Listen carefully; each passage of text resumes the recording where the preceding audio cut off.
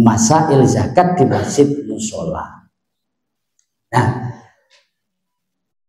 para kiai, masjid dan musola itu memang idealnya itu tidak hanya digunakan untuk ibadah sholat, yaitu seperti ashabus sufah lah ya, bisa untuk pendidikan seperti ini, karena Rasulullah itu sering mengadakan kajian-kajian itu kan di masjid dengan para sahabat itu.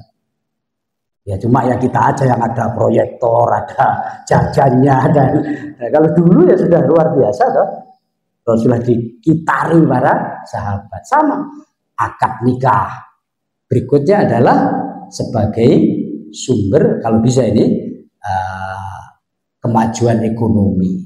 Ini memang yang kita harapkan. Nah, di antaranya adalah masjid musola diusahakan menjadi unit pengumpul zakat.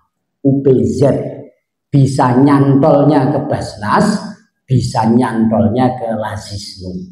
Nanti akan kita sampaikan. Nah, masrof zakat ini kalau kita kaji akan lama, ada 8 kan. Innamas shadaqatu lil fuqara'i wal masakin, itu kan ada 8. Nah, salah satu yang kemudian sering menjadi pertanyaan adalah sabilillah. Sabilillah ini ada 2 penafsiran, ada al-huzat khosoh, jadi para relawan perang betul ya, perang di medan perang, yang kemudian tidak mendapatkan gaji dari pemerintah, tidak masuk di dalam diwanul murtasiko. Maka inilah sabilillah yang dimaksud dalam ayat Al-Quran menurut penafsiran pertama. Dan ini kita akui penafsiran ini lebih kuat. Yang kedua adalah sabilillah itu sabilil khair atau wujuhil khair. Sehingga kalau kita mengikuti penafsiran kedua, siapapun bisa jihad, bisa perorangan. Jihad itu lembaga Bapak, masjid, musola, ya, MTS, ya, lembaga ma'arif, Nahdlatul Ulama namanya jihad. Baik lembaga jihad maupun perorangan yang berjuang untuk ikla'i kalimatillah, apapun bentuknya, apa mengajar sebagai imam masjid, imam musola, takmir masjid musola, pengurus NU, kata Syekh Hafid nih umpama gitu ya. Maka ini berhak menerima zakat atas nama sabilillah menurut pendapat kedua. Lah oleh karenanya biar tengah-tengah menurut saya, kalau di suatu daerah masyarakat itu sudah nyamannya ke kiai, karena orang itu kalau sudah fanatik ke kiai, ya itu ya sudah, maka ya tetap kita terima sebagai apa, sebagai yang disepuhkan ya, kiai dari masjid terima. Tapi kemudian menurut saya saja ini, kalau sudah kita cukup lah, ya kita terima, tapi kemudian kita sedekahkan kembali atau kita gunakan karena sudah milik kita ini atas nama sabilillah tadi ya, sekalipun kita kaya, tapi kemudian bijaknya menurut saya itu kemudian kita berikan kepada ya tangga yang fakir miskin, karena zakat itu tidak harus 2,5 kilo, dapat 1 kintal juga bagus kan gitu, jadi kita tambah gitu, atau kemudian kita infakkan ke masjid musola. Itu saya kira yang bijaksana ya. Nah, orang-orang awam seperti itu kalau di Trenggalek itu kalau sudah fanatik luar biasa. Jadi kalau sudah ke kiai, kenapa kok cenderung ke kiai meskipun kaya? Begini kalau di Trenggalek itu, orang itu kadang begini, kalau ke kiai itu pertama dia nyaman dengan dia sowannya itu, dia senang mujalasah dengan kiai. Yang kedua dia senang kemudian didungani. Nah bagaimana kemudian kita mau menolak seperti ini? Maka kalau kita merasa kaya pada saat itu, ya kita terima, kemudian kita menggunakan penafsiran kedua dari sabilillah. Ya monggo jenengan ya senang aneh itu. Tapi tadi yang baik saya kira kemudian seperti Mbak Idris itu loh. Mbak Idris Lirboyo niku walaupun tahunan mondok teng mriku kan minal ahliya Mbah Idris. Tapi niku kuat tiap nopo bodoh niku nampi zakat niku saking santri. Nggih didongani nggih diterima. Tapi lho nggih sumerep piyambak. Beliau manggil anak dalam kemudian dibawa dengan berapa becak itu diweh-weh tukang becak. Itu saya tahu sendiri. Ngoten itu baru tahu saya. Jadi masya Allah ngono carane gitu ya. Jadi tidak ditolak tapi kemudian didum-dumno para pengayuh-pengayuh becak. Itu Mbah Idris ya. Kemudian ukuran zakat fitrah. Ukuran zakat fitrah idealnya 2,7 ya. 2,7. Kemudian zakat dengan uang itu apakah boleh? Maka kita jawab boleh. Ini kalau dari edaran pengurus besar Nahdlatul Ulama. Nah ini sekali ya. Jadi ini edaran resmi, keputusan resmi 18 Mei 2020 pengurus besar Nahdlatul Ulama. Jadi ada bahasa yang terbaik dalam menunaikan zakat fitrah adalah dibayarkan dengan beras sesuai dengan nasnya. Karena nas hadisnya itu pakai beras, bukan pakai beras, pakai apa? Qutul balad. Jadi makanan pokok di daerah itu. Adapun satu sok itu adalah 2,7 atau 3,5 liter. Kemudian sebagian ulama ada yang menafsiri, ada yang mengaplikasikan satu sok itu adalah 2,5 kilo. Nah ini yang item nomor 2. Masyarakat diperbolehkan pula membayar zakat fitrah dengan menggunakan uang sesuai harga beras 2,7. Tapi kualitasnya yang baik ya. Wah, harga zakat nanti. Jadi kalau kita ke jamaah begitu, jangan beras-beras hasil beli orang takziah lah, gitu ya. Dan sekarang minimal yang layak dimakan itu 15.000 sekarang nih. Mulai kaget dikabari wong pawon, lu mosok. Karena saya tidak pernah beli beras. Yang urusan dengan wong pawon. Ini mulai layak dimakan. Nah kalau diuangkan berarti 15 ya. Dari 15 tambah 15 30 tambah 7.000 sekitar 40.000 ya sekarang. Itu boleh ya. Jadi 40.000 2,7 45 Pak sekarang.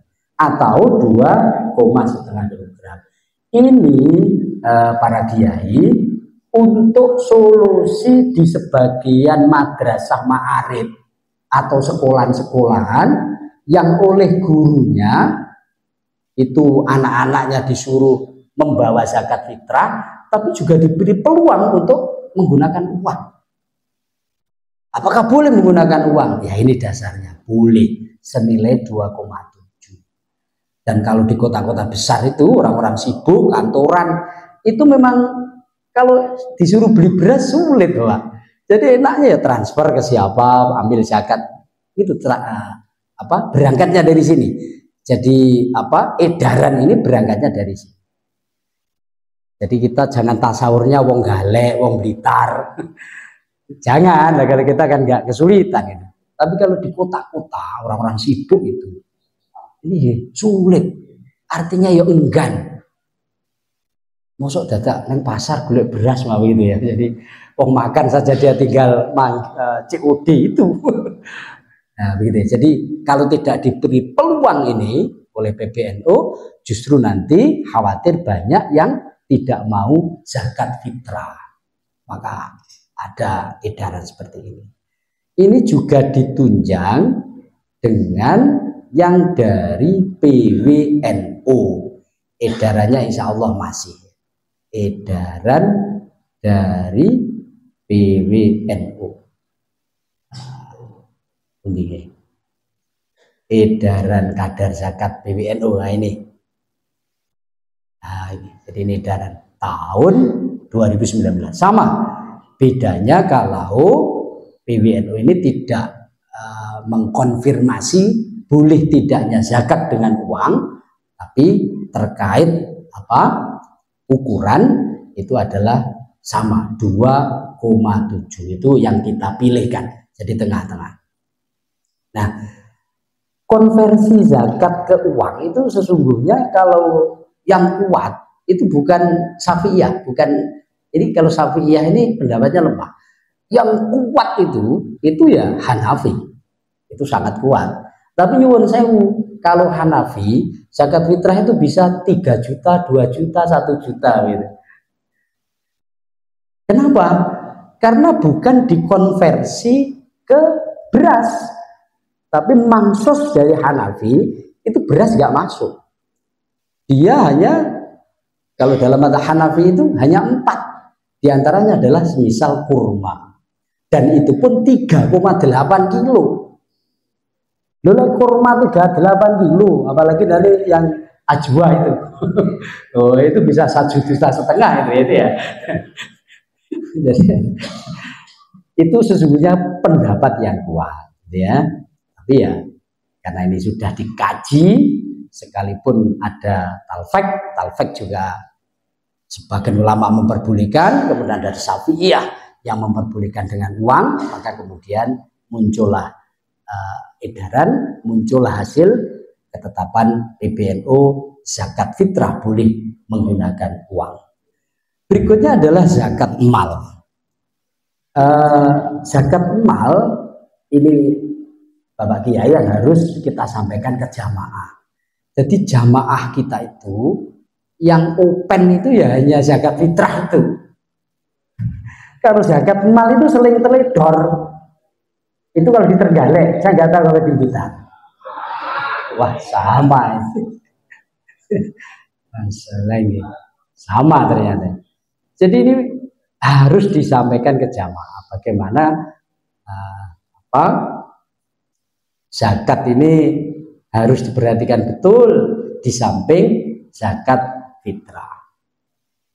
Sesungguhnya pakai zakat ini satu pertemuan ini tak ropel macam-macam nih. Jadi ini diantara zakat-zakat mal yang ada di Trenggalek dan di Blitar ya. Padi umpama sekalian, ini kemudian kathah. Jadi padi niku namung pinten nih, padi gagang nih. 1 ton 6 kintal. Beras kalau berupa beras 8 kintal 15. Kalau berupa padi 1 ton 2 kintal. Mboten kathah. Jadi kalau tanah 100 ru, kalau di Blitar itu kan tanahnya bagus itu. Kalau saya tanya lemah 100 ru itu dapat 1 ton 4 kintal katanya begitu ya. Kalau Trenggalek hanya 1 ton 1 kintal 2 kintal. Jadi memang masih banyak. Lho ini wajib zakat. Sekalipun dikedokno wajib zakat 10% kalau pengairannya tidak menggunakan biaya. Nah, ini monggo diingatkan seperti ini gitu ya. Nanti kan buatan sering diingat lali ngeten-ngeten iki. Padahal niku hae fakir miskin.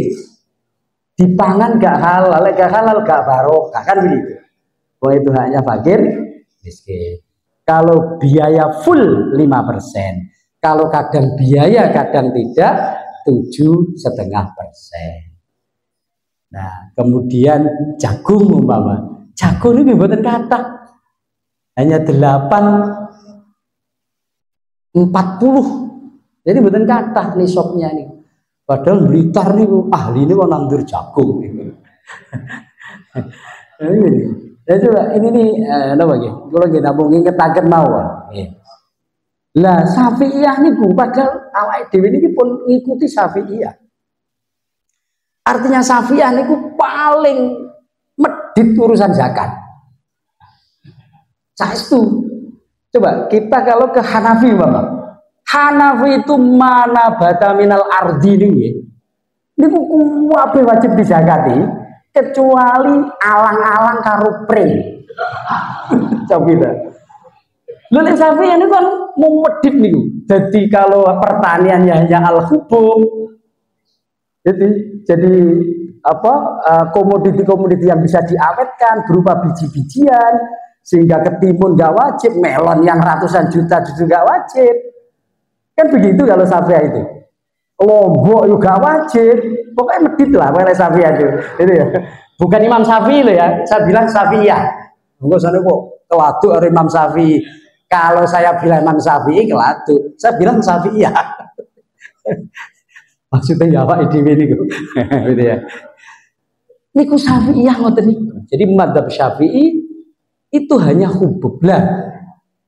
Perkebunan itu namung kalih. Anggur dengan kurma.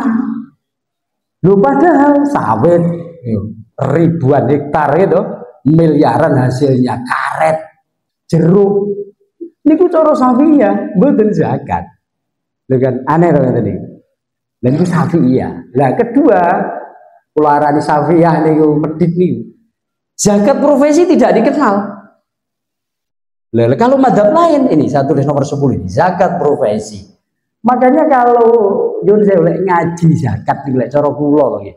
Niku pun nganggo Syafi'iyah. Itu damel Hanafi. Wong niku yo madzhabul arba'ah. Itu loh. Lah, kenapa zakat profesi ini perlu disampaikan? Coba nyuwun sewu, petani tadi yang hanya panen 1 ton 2 kintal, dipotong sulitnya obat, sulitnya pupuk, ini bukan telas nih aslinya gitu. Loh niku lho kan wajib zakat. Kenapa? Ia tidak mengurangi nisab. Obat, biaya mes itu betul ngurangi nih. Tenaga betul dicir. Lho nyuwun sewu. Tapi seorang anggota DPR, seorang presiden, bupati, camat, dokter yang penghasilannya miliaran, boten wajib zakat. Ya kan boten adil loh tadi. Loh, mulane niki bagian dari zakat profesi. Di mazhab lain niku wajib. Nah gitu loh. Makanya untuk urusan zakat cara kula niku Hanafi. Wong Blitar niku sing gawadah niku pitik syarat-syarat niku. Ya mboten wajib zakat. Wong ternak niku namung wedhus, sapi, unta, ngerti sih. Lho mosok petani-petani ngene iki ndak rumangsa ngeles ngono. Lah iki lho panen jagung 9 kintal kenek 80 kilo gitu. Lah niki Pak Haji sapa pitik enek 20.000. Petambak gitu. Ya saya ngeten iki maka ya monggo lah kita sampaikan bahwa ada istilah zakat profesi. Dokter tadi. Nggih. Niki penting kita sampaikan. Lah zakat profesi mboten kathah nisab sama dengan perdagangan. Kalau yang ukuran lama niku kalau damel niki Fathul Qadir 77,58, tapi kemudian yang masyhur biasanya di tabel-tabel itu 85 gram. Itu emas murni, tapi jangan menggunakan karat yang paling tinggi. Lah urusan zakat niku, jenengan ngaos niku njumuk karat sing terendah. Karat terendah dalam emas itu kan 16 karat. Mergane kalau kita tidak mengambil karat terendah, yo dhuwur nanti. Gak zakat-zakat. Napa malih masih jenis Eropa jenis Afrika luaran. Jadi nanti standarnya ketinggian. Maka ya emas murni Indonesia karatnya 16. Biar orang dagang itu, karena zakat emas, zakat profesi, zakat dagang sama perdagangan itu pakai standar emas yakni 85 atau kita menggunakan terendah ini 77,5 gram. Kalau 1 gramnya itu 600.000, maka ya tidak ada 50 juta. Itu sudah wajib zakat 1 tahun sekali. Zakatnya tidak banyak, 2,5% atau 1/40. Yang penting kata toh. Lah lek pengen rodok napa kecampuran napa ganjaran nih sajane pedagang-pedagang itu bisa saja kan tidak harus diberikan berupa uang. Yo digawe kaos menae burine eneng toko Jaya senilai yang dizakat gitu. Lah ini kan hitung-hitung nih gitu.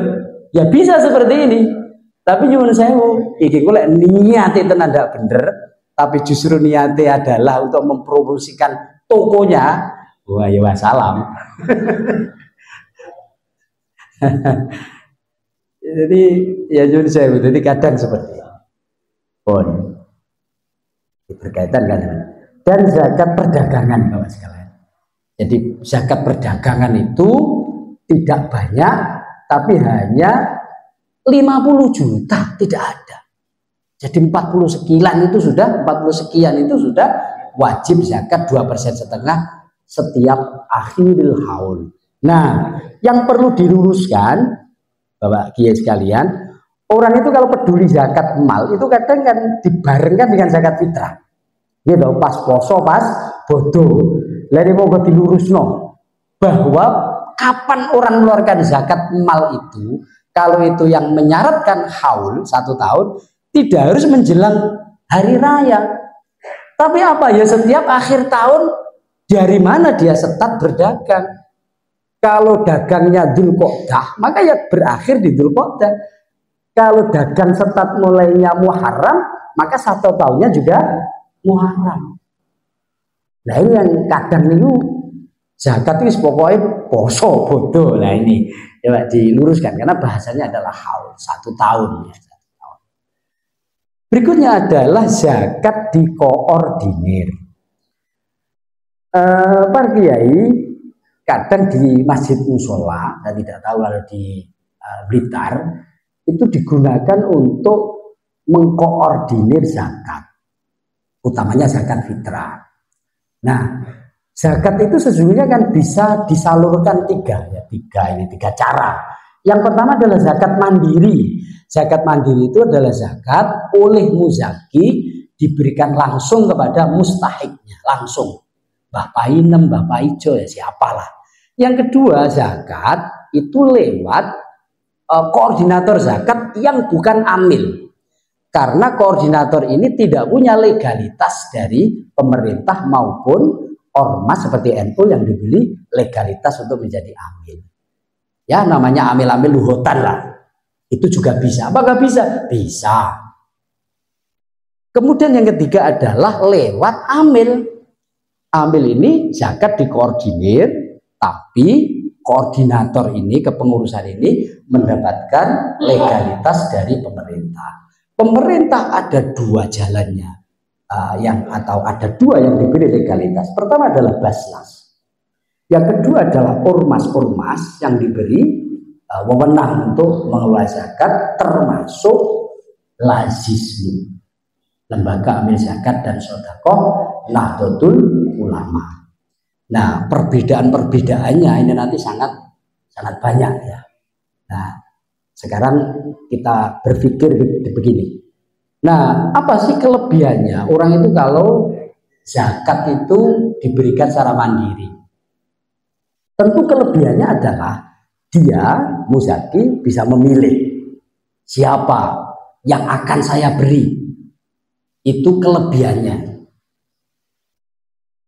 Tapi kelemahannya juga banyak. Di antaranya apa? Di daerah itu biasanya para fuqara masakin itu punya pendukung dan punya muhibbin masing-masing. Sehingga kalau orang itu karakternya sekalipun fakir miskin, wonge judas, wonge pelit, gak sumean, itu juga ada yang simpatik. Sehingga dalam satu lingkungan Mbah Painah ini dapat 3 kintal, tapi Mbah Paijem sing wonge cengkre, gak sume, ngusane oleh 10 kilo. Terus apa tadi? Bendol ngoten. Ini kalau di daerah itu, di lingkungan itu tidak dikoordinir. Jadi satu sisi para muzaki dengan leluasa bisa menunjuk siapa yang diberi, tapi ada satu sisi negatif biasanya akan menumpuk di 1-2 orang. Biasanya seperti itu. Lah oleh karenanya kalau saya disuruh memilih gitu, yang baik dikoordinir dan diurus legalitasnya. Nisan di samping untuk imaroh ya, untuk imaroh masjid, juga imaroh kepada Nahdlatul Ulama. karena menjadi bagian dari lazisnu. Namanya UPZ-nya lazisnu nanti. Nah, gitu ya. Kalau legalitas amil mungkin banyak yang bertanya, legalitas amil itu buatan karu-karuan katanya. Umpama legalitas amil. Jadi kan sampun sumber nih legalitas. Dereng nggih, sampai kula sebagian mawon. Nah, umpama ini hasil Basu Masail yang menjelaskan Nahdlatul Ulama Jawa Timur tentang legalitas NU Kirlazisnu sebagai amil syar'i. Ini silakan, tidak mungkin akan kita bacakan sampai selesai ya, tidak mungkin ini. Pokoknya ini babi kata nih soalnya tentang ketakmiran penting.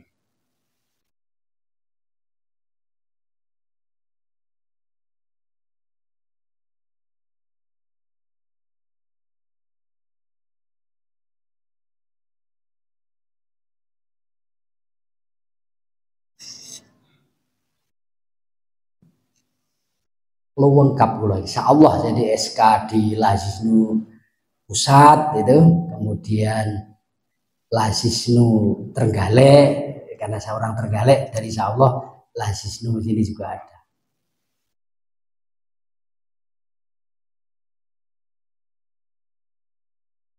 Termasuk macam-macam sekalian nih. Nah, contohnya misalnya ini lah. Surat keputusan ini lembaga dan seterusnya lah, di bawahnya itu ada lampiran insyaallah. Nah, ini. Jadi ini keputusan Menteri Agama. Artinya ini saya sampaikan kepada para kiai, boten usah ragu-ragu bahwa lazisnu itu kita perdebatkan apakah amil syariat itu, sama sekali jangan ragu. Sama sekali tidak ada keraguan-raguan. Jadi ini ada keputusan Menteri Agama tahun 2022 tentang pemberian izin kepada lembaga amil zakat infak sodako Nahdlatul Ulama sebagai lembaga amil zakat skala nasional, di mana Lazisnu bisa membentuk ya, Lazisnu di tingkat provinsi, di tingkat kabupaten, MBC, ranting sampai UPZ, sampai terendah masjid musola. Lalek ten Trenggalek niku yo niku insyaallah pun meh sedanten lah. Masjid musola niku kagungan SK nih. Saking Lazisnu kabupaten nih. Jadi pun enak pun gadah susunan kepengurusan Lazisnu, masyarakat juga ke masjid musola seperti biasanya, hanya saja ada kenyamanan-kenyamanan di dalam pendistribusian zakat. Apa kenyamanannya? Ngeten Bapak sekalian. Kalau dikoordinir yang bukan legal ya, yang tidak legal sebagai amil syar'i, koordinator itu menjadi wakilnya muzaki, bukan menjadi wakilnya mustahik zakat. Artinya kalau ini kemudian enek sing keter, dibelanjakno tuku kresek gak oleh, iki dicolong pitik, niki dereng sah nih. Mergo belum sampai kepada penerima. Yang tanggung jawab siapa? Ya yang bersalah. Apakah dicolong maling di pangan pitik ini keteliduran koordinator? Ya maka tentu karena teledor berdosa. Kalau tanggung jawabnya tetap, baik itu taati taksir PPK ora, karena itu adalah apa namanya, dia sudah mengikrarkan diri sebagai wakil dari muzaki, ya harus mengganti. Ya repot. Yang kedua, kalau itu koordinator tidak legal, kalau kembali kepada muzaki tidak sah, sekalipun sedikit. Yang saya misalnya, saya sebagai koordinator di musola, saya tidak mengurus SK amil, izin menjadi amil syar'i, kemudian tidak saya tandai. Lah zakatnya bupainah, kemudian dilalah balik neng bupainah, ya boten usah.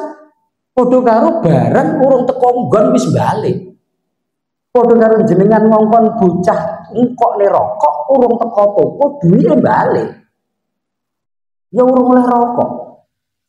Berbeda dengan amil syar'i. Amil syar'i itu wakil dari penerima. Kalau wakil dari penerima sekalipun kembali kepada muzaki tidak masalah. Nah itu perbedaannya. Itu ditulis di semua kitab turas seperti itu. Ini Bapak sekalian, ya ini kalau belum dibentuk gitu ya, yang mungkin menjadi angan-angan bagi kita sekalian. Jadi ada resiko-resiko kalau tidak diurus legalitas.